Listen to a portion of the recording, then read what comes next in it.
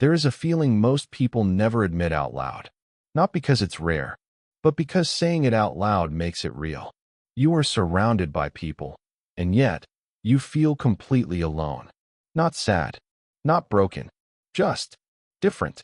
Like everyone else received a manual for life that you never got. Like they all speak a language you were never taught. And for years, you probably told yourself the same thing. Something is wrong with me. But what if that's not true? What if the feeling that has followed you your entire life isn't a flaw, but a signal? Carl Jung spent decades studying the human psyche. And one of the most powerful things he observed was this. Most people never become who they truly are. Not because they lack talent, not because life was too hard, but because from the moment we are born, the world begins shaping us into someone acceptable, someone who fits, someone who doesn't make others uncomfortable. So we build a mask. Jung called it the persona, the version of yourself you show the world, the version that smiles when it should smile, that agrees when it's safer to agree, that shrinks itself to fit into spaces it was never meant to fit. And for a while, it works. You get the approval. You get the acceptance. But somewhere along the way, something starts to crack. You begin feeling disconnected. From the people around you. From the work you do. From the life you built. And the questions start coming. Slowly at first. Then louder. Who am I without the mask? Why does this life feel like it belongs to someone else? Why can't I just be satisfied like everyone else seems to be? Jung believed that this feeling appears for a reason most people never discover. But to understand it, we first need to understand what happens when a person spends years wearing a mask, what it costs them, what it buries, and what quietly grows in the dark while they are busy pretending to be someone else. The people who feel different are not necessarily broken. Often, they are simply the people who can no longer pretend. They can no longer fully believe the mask. And once that happens, something hidden begins to stir. You have spent long enough wondering why you don't fit in. The real question isn't what's wrong with you. The real question is what you have been carrying without ever knowing it was there. But if that feeling is trying to tell you something, why does it hurt so much? Why does becoming yourself often begin with loneliness? Jung believed the answer lies in a part of the mind most people never meet. A hidden force that quietly shapes their choices, their relationships, their identity. What he called the shadow. Before we talk about the shadow, we need to go back to the beginning, because you cannot understand what is hidden until you understand what is hiding it. Think about the first time you changed yourself for someone else. Maybe you were very young. You said something honest, something real, and the room went quiet. Or someone laughed. Or someone looked at you like you had said something wrong. And in that moment, without anyone teaching you, without any words being spoken, you learned something. This part of me is not safe to show. So you tucked it away, and you showed them something else instead. Something more acceptable. Something that made them comfortable. Something that made them smile. And it worked. So you did it again, and again, and again, until one day, you forgot you were doing it at all. This is what Jung called the persona. The word itself comes from ancient Greek theater. It was the name for the masks actors wore on stage, to show the audience who their character was. Hero, villain, king, servant. The mask told the story. But here is what Jung noticed. In real life, most people never take the mask off. They wear it at work. They wear it with friends. They wear it at family dinners. Some people wear it so long, they begin to believe the mask is their face. And society doesn't just allow this. Society rewards it. The person who never shows weakness gets promoted. The person who always seems fine gets invited back. The person who fits the mold gets called mature, professional, well-adjusted. And the person who refuses to wear the mask, they get called difficult, too sensitive, too intense. So we learn quickly, wear the mask, keep it on. And whatever you do, don't let them see what's underneath. But here is what Jung spent his entire career trying to tell us. The mask has a cost. Every time you hide a part of yourself to gain approval, that part doesn't disappear. The psyche remembers. It records everything. Every emotion you were told was too much. Every impulse you learned to suppress. every truth you were taught not to feel. And eventually, those forgotten parts begin looking for a way back, quietly at first, then louder, into a place Jung called the unconscious. And there, in the dark, they wait, not to destroy you, not to punish you, but to be seen. You feel it in small moments. When you say yes and your whole body wants to say no. When you smile through a conversation that makes you feel hollow inside. When you achieve something you were supposed to want and feel nothing. When you look in the mirror and don't quite recognize the person looking back. That feeling isn't weakness. That is the cost of the mask. That is everything you buried, knocking on the door. Jung believed that the longer a person wears the persona, the more disconnected they become from their own life. Not from the world, from themselves. And eventually, that disconnection becomes impossible to ignore. It shows up as emptiness, as restlessness, as the quiet, persistent feeling that something essential is missing, even when everything on the outside looks fine. Especially when everything on the outside looks fine. Because what is missing isn't something you lost. It's something you buried. A part of you that was never allowed to exist. A part that carries your real anger, your real desire, your real voice, your real self. Jung gave this buried part a name. He called it the shadow, because the shadow is not the darkest part of you. It is the most abandoned part of you. And until you meet it, you will never fully know who you are. You have probably heard the word shadow before. In movies, in books, in conversations about psychology. And almost every time, it is described the same way. As darkness, as evil, as the worst version of yourself. The part that wants to hurt. The part that wants to destroy. The part you should be afraid of. But that is not what Jung meant. Not even close. Jung's definition of the shadow is far more surprising. And far more personal. The shadow is not the evil inside you. The shadow is everything inside you that you were told had no place in the world. Your anger that was called inappropriate. Your sensitivity that was called weakness. Your ambition that was called selfish. Your sadness that was called dramatic. Your wildness that was called wrong. Every part of you that didn't fit, didn't disappear. It became your shadow. Think about that for a moment. The parts of you that were rejected, not by enemies, but by the people who loved you. Your parents, your teachers, your friends, the people whose approval you needed most. They didn't mean to cause harm. Most of them were simply passing on what was passed on to them. But every time they said, "Don't be so sensitive. Stop being so angry. Why can't you just be normal?" A piece of you went underground. Not because it was bad, but because it was inconvenient. And here is what makes the shadow so difficult to see. You don't experience it as something you buried. You experience it as something that simply isn't there. You genuinely believe, "I am not an angry person. I don't have those kinds of thoughts. I would never feel that way." But Jung would say, the stronger that belief, the larger the shadow. Because what we refuse to see in ourselves doesn't vanish. It moves into the unconscious and begins running our lives from there. It shows up in the people who irritate you most. Have you ever met someone and felt an immediate, irrational dislike? Something about them just bothered you. Their confidence, their neediness, their anger, their ease. Jung called this projection, because what we cannot accept in ourselves, we see in others. The anger you buried, you see in the angry person across the room. The ambition you suppressed, you resent in the person who succeeded. The freedom you gave up, you judge in the person who didn't. Your shadow is not hiding inside you. It is standing right in front of you, wearing someone else's face. But here is the part most people never hear.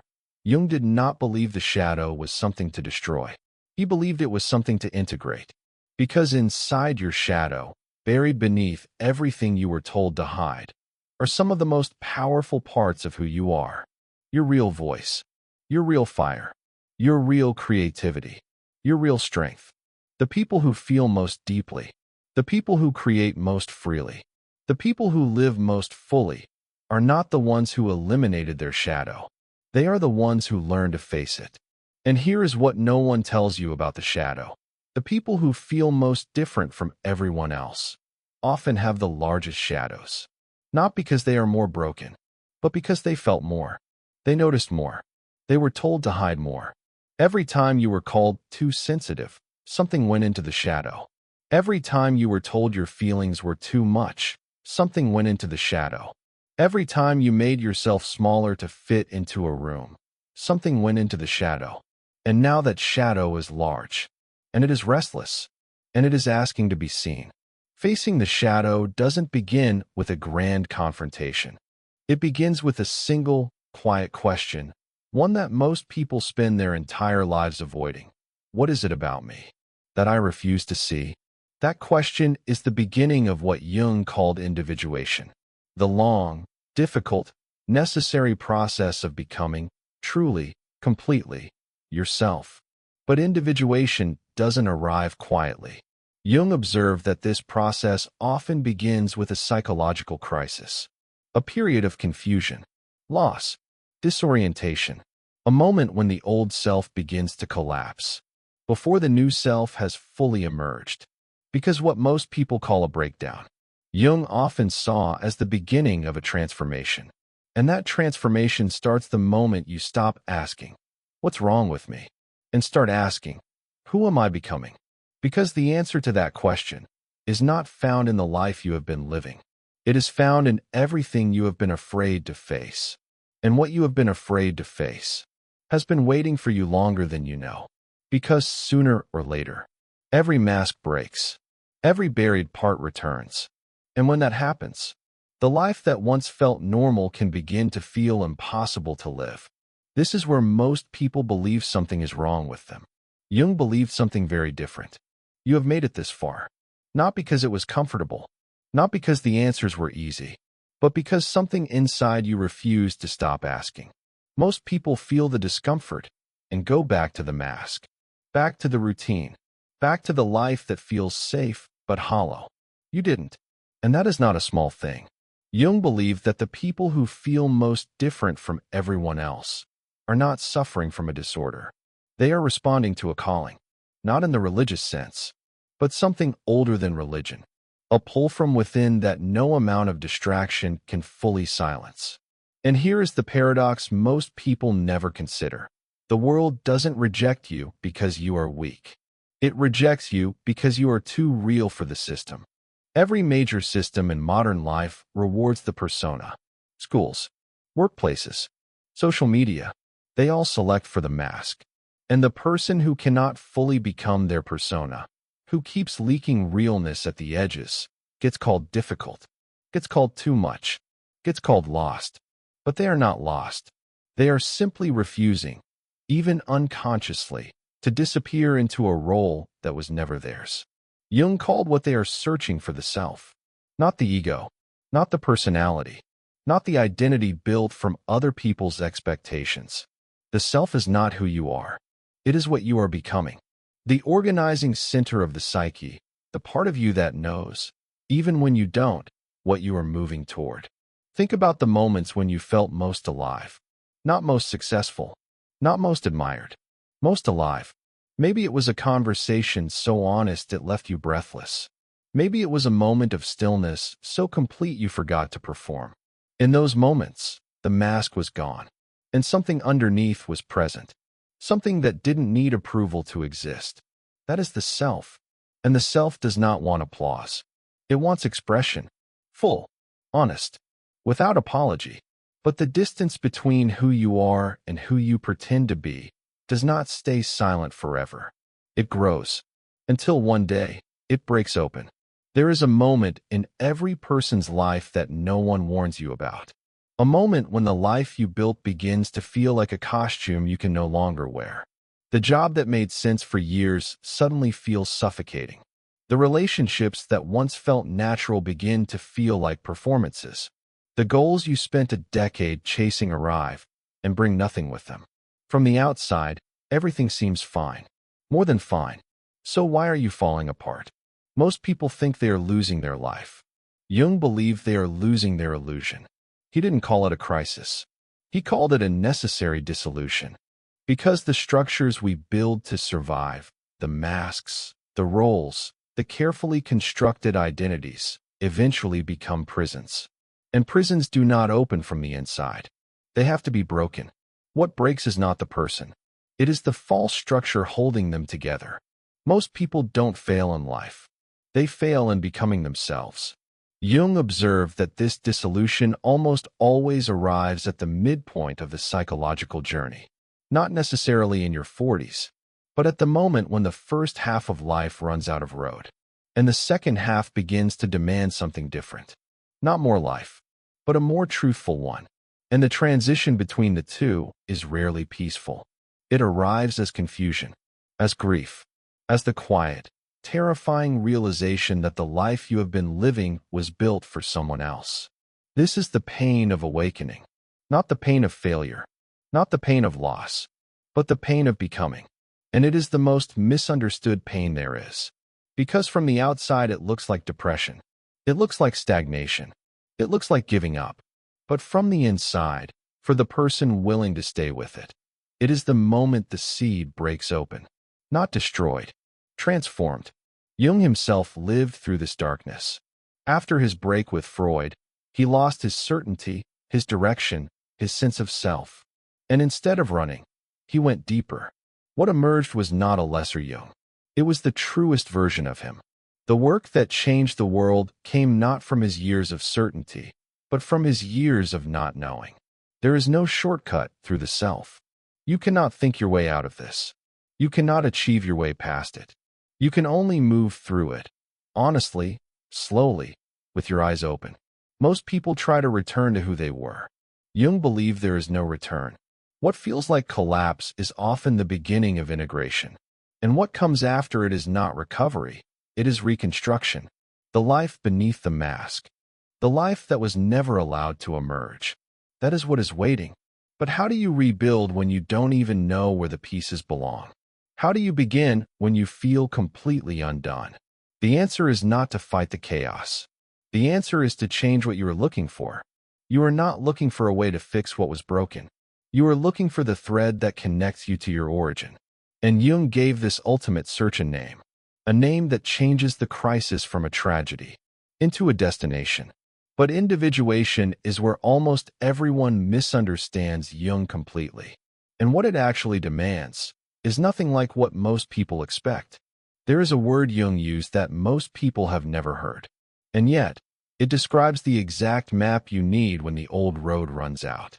It is something the soul has been reaching toward since the very beginning. Not success, not happiness, not even love. Something older than all of those. Jung called it individuation, and it is the most misunderstood concept in all of psychology. Most people, when they hear it, imagine something like this: finding yourself, discovering your passion, becoming your best self. But that is not what Jung meant. Individuation has nothing to do with becoming more. It has everything to do with becoming less of what you are not. It is the process of stripping away the conditioning, the mask, the borrowed identity, until what remains is something that was always there, waiting beneath everything you were told to be. Individuation is the long, difficult, necessary journey back to that original self. Not the self of childhood, naive, unformed, without wisdom, but the self that carries both. The wisdom of experience and the authenticity of origin. The person who has lived through the collapse, who has faced the shadow, who has seen the mask for what it is, and chosen, consciously, to live differently. That person is not who you were, and they are not who the world made you. They are something new, something that could only have been forged through everything you have been through. But here is what makes individuation so difficult. It cannot be rushed. It cannot be hacked. It cannot be achieved by reading the right books or following the right system or optimizing your morning routine. It requires something that the modern world is almost entirely designed to prevent: stillness, honest self-reflection, the willingness to sit with uncomfortable truths long enough to actually learn from them. And above all, the courage to stop living for the approval of others and begin living in alignment with something deeper. Something Jung called the self. Not the ego that wants to be admired. Not the persona that wants to belong. But the organizing center of everything you are and everything you are still becoming. Most people never find it. Not because it is hidden, but because finding it requires giving up the thing they have spent their entire lives protecting, the comfortable story they tell themselves about who they are. Because individuation begins the moment you admit, the life I have been living was built on borrowed beliefs, inherited expectations, other people's definitions of success, and somewhere in the middle of all of it, I lost the thread back to myself. That admission is not weakness. It is the beginning of everything. Jung believed that the second half of life, the half that begins after the collapse, after the dissolution, after the long years of not knowing, is the most important half. Not because it is easier, but because for the first time, it can be lived from the inside out. Not performing for the world, not building a life someone else designed, but moving, slowly, imperfectly, honestly, toward integration. And integration does not mean perfect. It does not mean healed. It does not mean free from pain or conflict or doubt. Integration means whole. It means the shadow has been faced, not destroyed, but understood. The mask has been seen, not discarded, but no longer mistaken for the face. The parts of yourself that were buried are beginning to breathe again. And the person you are becoming is someone you do not yet fully recognize. But for the first time, they feel real. They feel like yours. They feel like coherence after a lifetime of fragmentation. And most people never realize this. The life they are trying to return to is not the life they lost. It is the life they never truly lived. Jung once wrote that the privilege of a lifetime is to become who you truly are. Not a quote about ambition. Not a call to achievement. A quiet, radical invitation to stop being what the world made you and start being what you actually are. That invitation does not expire. It does not care how long you have been wearing the mask. It does not care how far you have wandered from yourself. It is still there, waiting, the way the truest parts of you have always been waiting. And the fact that you are here, still asking, still searching, still refusing to go back to sleep, means you have already begun. Not at the end of the journey, not even close, but pointed, finally, in the right direction. And that direction is inward, always inward, because the life you have been searching for was never in the approval, never in the achievement, never in becoming someone the world could finally accept. It was here. It has always been here, in alignment, in integration, in the quiet, radical act of finally becoming yourself. But becoming yourself does not mean the world suddenly makes sense. It does not mean the loneliness disappears. In fact, for a time, it may deepen, because once you begin living from the inside out, you see clearly what most people cannot see, and that clarity comes with a cost. Jung called it the gift of differentness, and it is both the heaviest burden and the most important thing a person like you will ever carry. That is what comes next. Part 6. The Gift of Not Belonging. Finally, there is something no one tells you about the journey inward. Something Jung understood, but that most people only discover after years of searching. The further you travel toward yourself, the less you belong to the world you came from. Not because you become cold, not because you become arrogant, but because you begin to see what most people are working very hard not to see. The masks, the performances, the conversations built entirely on pretense. The lives constructed for an audience that no one actually believes in anymore. And once you see it, you cannot pretend you don't. That is the cost of consciousness.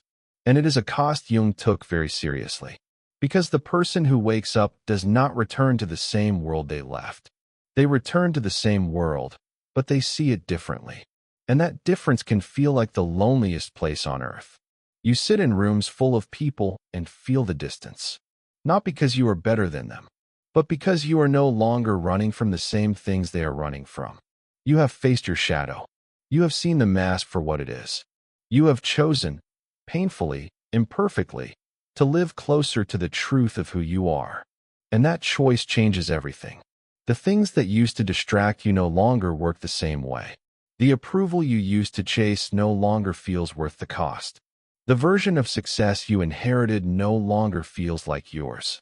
And so you stand between two worlds. the world you came from, and the world you are becoming, neither fully belonging to one, not yet arrived at the other. That space, Jung believed, is not a failure of belonging. It is the price of becoming real. And realness, true realness, is the rarest thing in the world. Most people are not living. They are managing impressions. They spend their entire lives performing for an audience they secretly resent to earn approval they don't actually need for a version of themselves they don't actually believe in. And they call that belonging. But it is not belonging. It is agreement. It is compliance. It is the collective persona, an entire society of people wearing masks for each other and calling it connection. Connection is not rare. Honesty is. Real connection, the kind Jung believed human beings are actually starving for, is not two masks facing each other. It is two people willing to be seen without the performance. And that kind of connection can only be offered by someone who has done the work, someone who has faced their own shadow, someone who knows what the mask costs because they have paid that cost themselves. That person carries something the world desperately needs. Not answers, not wisdom dispensed from a distance, but presence. Real, undefended, honest presence. The ability to sit with another person in their confusion and not flinch. The capacity to hold space for the parts of someone else that the world has told them to hide, because you have already held that space for yourself. This is the gift of not belonging, not the gift of being special, not the gift of being above it all, but the gift of being real in a world that is drowning in performance. Jung believed that the people who feel most different, who have suffered most in that difference, are often the ones most capable of genuine human connection, not in spite of their pain, because of it, because they know what it costs to hide, because they remember what it felt like to be unseen. And that memory becomes compassion. That compassion becomes the thing the world is most hungry for. You spent years believing that feeling different was the wound. But Jung would say something else. The wound was never the differentness. The wound was the hiding. And the healing begins not when you finally belong somewhere, but when you finally stop needing to. Belonging is what the mask needs. Wholeness is what the soul needs. You were never meant to belong. You were meant to become real. And real, Jung believed, is the only thing that ever truly connects us. The only thing that ever truly heals us. The only thing that makes a life feel like it actually belonged to you. But Jung saved something for last. A final lesson. The one he returned to again and again in his final years. Not about the shadow. Not about the persona. Not even about individuation. But about what all of it was always pointing toward. What the feeling of being different was trying to show you from the very beginning. That is what comes next. There is a question Jung returned to more than any other in the final years of his life. Not a question about the mind. Not a question about therapy. Not even a question about psychology. But a question so simple, so quiet, that most people pass over it without ever stopping to ask it. Did I live a meaningful life? Not a successful life. Not an admired life. Not a life that looked good from the outside. A meaningful one. Jung believed this was the only question that truly mattered at the end. And he believed that most people, when they finally arrive at that question, discover they cannot answer it. Not because their lives were empty, but because their lives were borrowed, built from other people's expectations, lived according to other people's definitions, measured by standards they never chose. And the tragedy, Jung believed, was not that these people failed. It was that they succeeded. They achieved everything they were supposed to achieve. They became everything they were supposed to become. And at the end, they looked back and felt like strangers to their own lives. Because a life built entirely on the persona is a life lived for the audience. And when the audience is gone, when the applause fades and the roles no longer need to be played, what remains? Who are you when there is no one left to perform for? That question, Jung believed, is the most important question a human being can face. And the earlier you face it, the more of your life you have left to answer it honestly. This is the final Jung lesson. Not a technique, not a framework, not a list of steps towards self-improvement, but an invitation. to stop, to turn inward, to ask the questions most people spend their lives running from. Who am I without the mask? What do I actually value? Not what I was told to value, not what looks good, not what earns approval, but what I would choose if no one were watching. What parts of me have I buried that are still waiting to be lived? Jung spent his entire life trying to show us something that most of us resist with everything we have. The examined life is not the easiest life, but it is the only life that truly belongs to you. And belonging to your own life, truly, fully, without apology, is the rarest form of freedom a human being can experience. Not freedom from pain, not freedom from the shadow, but freedom from the constant, exhausting performance of being someone you were never meant to be. That freedom does not arrive all at once. It comes in small moments. The moment you say something true instead of something safe. The moment you choose discomfort over pretense.